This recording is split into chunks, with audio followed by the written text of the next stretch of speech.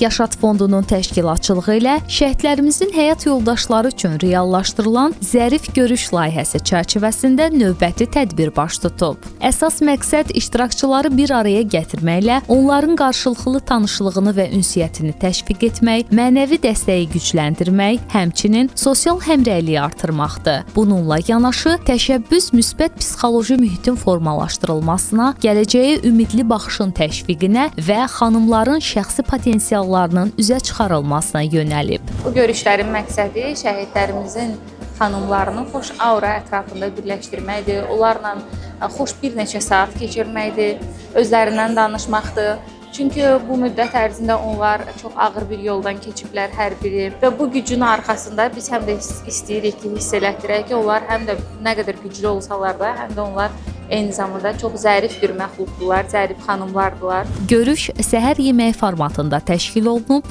və 50 xanım əhatə edib. İlk dəfə bu tədbirdə iştirak edirəm. Çox xoş oldu mənim üçün şəhid xanımlarla görüşmək. Çoxdan idi ki, şəhid xanımlarına görə bilmirdim. Onları görmək mənə çox xoş oldu. Özüm ilk dəfə iştirak edirəm. Sevə-sevə də gəldim. Məmnun qaldım bugünkü görüşümüzdən. Çox bir səmimi ortamda şəhid xanımlarını tanıdım. Tədbir çərçivəsində Buket Əndikol mağazası tərəfindən təqdim olunan güllərdən floristin iştirakı ilə kompozisiyalar hazırlanıb. Eyni zamanda iştirakçılara müxtəlif hədiyyələr təqdim olunub.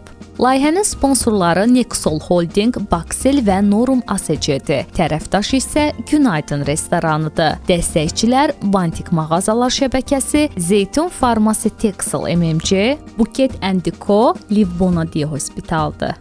Media tərəfdaş Asan TV və radiodur. YouTube kanalımıza abunə olun.